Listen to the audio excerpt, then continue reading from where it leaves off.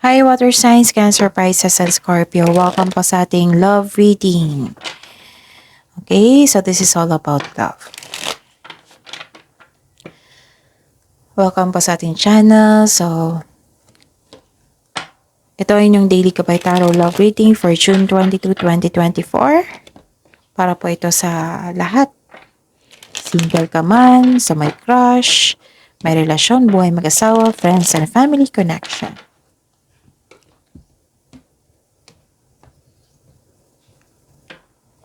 Please be reminded kung naka-resonate kayo, comment down. Kung hindi kayo naka-resonate, ibigay nyo po sa iba kasi general reading po ito. Gamitin ang reading na ito bilang gabay lamang. Please like, subscribe, and click bell button for notification para updated po kayo sa daily tarot reading natin. Maraming salamat po.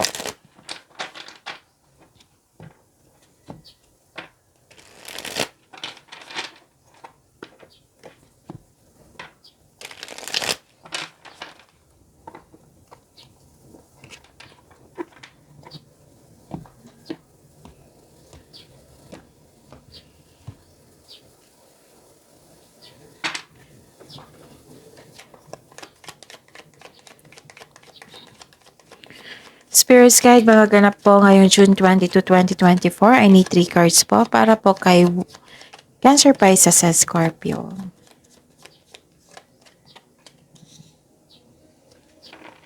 Wow, ang lakas ng chemistry ah. You like each other equally. You're having fun. Pwedeng getting to know each other stage pa ito. Basta gusto-gusto nyo ay isa't isa. Love is blooming po. Pwedeng long distance relationship to ha. Kasi miss na miss nyo ang isa't isa. Thinking about you. Thinking about yung ilang dito, unsure sa future, ganun, kung magwo-workout ba. Mag-ingat kayo sa isang tao ha, may girl with a snake po dito, may narcissist po dito, gumagamit ng charm, marunong po mag-charm, nagkaroon po ng boundaries. Okay, mag-ingat kayo sa kanya. Kamusta po ang energy ni Cancer, Pisces, at Scorpio sa love life, self-love, partnership, and romance nila ngayong June 22, 2024? And the clarification of this card po.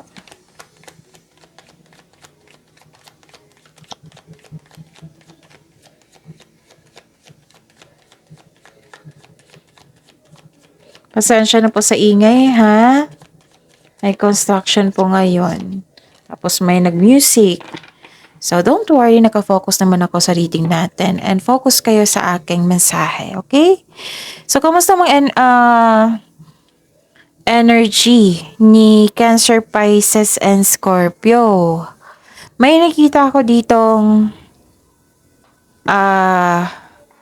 moving on, silver linings. So this is a hope sign, naka-move on ka na sa lahat ng unos na nagdaan at tanggap mo na mga nangyari. May pagpatawad po dito. Oo, may growth din dito. Ang ganda. And may nakita rin ako ditong disbalance or nagkaroon kayo ng disconnection sa isang tao. Conflict of interest. Pero don't worry, you are guided to find peace po. Spirit's Guide. Challenges na ma-overcome ni Cancer, Pisces, sa Scorpio ngayong June 22, 2024 sa love life nila, self-love, partnership, and romance.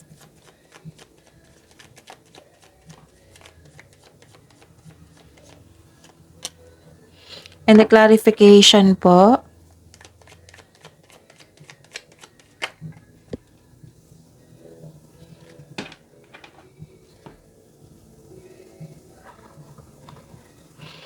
Okay. May nakita ako ditong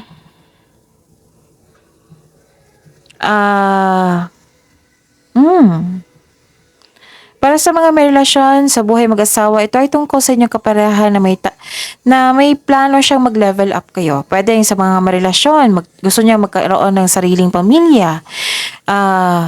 Sa mga may relasyon sa buhay mag-asawa, nagkaroon siya ng hard work and productivity sa kanyang trabaho ngayon kasi gusto niya mag-secure yung future niyo.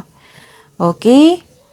And yan yung challenge, nag-workout talaga siya, nagsisipag para may maibigay siya sa inyo. And may nakita ko ditong delay. Pwedeng delay sa pag-uusap, delay sa plano, may natanggap kayong opportunity pero hindi nyo tinanggap dahil sa may dahilan na kayo.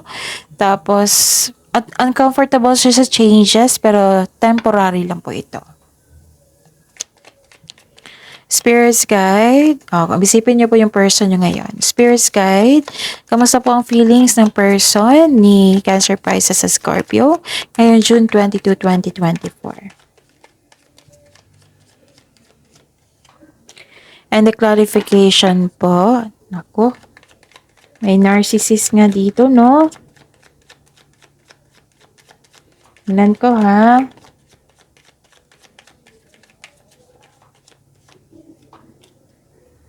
Okay. May nakikita ko ditong nagkaroon ng toxic relationship or unhealthy connection sa isang tao. Ganyan yung feelings niya ngayon. Maaring naging lust over love. Nagkaroon ng controlling partner. Diba kanina may sabi akong controlling? Oo. Yan yung feelings niya ngayon. It might be nag-overthink to eh. Nagkaroon siya ng obsession. Oo, nagkaroon siya ng obsession, addiction, nangihina siya, nag-overspend siya sa isang bagay. Pero may nagkasundo dito, oh. Yung feelings niya, no? Okay. Isip-isip niya na destiny ka na niya. Oo. Kaya nga nag-workout siya kasi destiny niya. Kayong-kayo na talaga. Tapos, masaya siya at mahal na mahal niyo ang isa't isa. Very supportive kayo. Okay. So, mag-ingat lang kayo sa isang narcissist, baka third person ito. Baka gusto niya yung partner niyo or gusto ka niya, ganon. So, see you tomorrow. Abangan natin yung feelings niya bukas. Yung gusto niyang sabihin, huwag niyo kalimutan mag-subscribe. Please like, subscribe and click the button for notification para updated po kayo sa daily tarot reading natin. Maraming salamat po.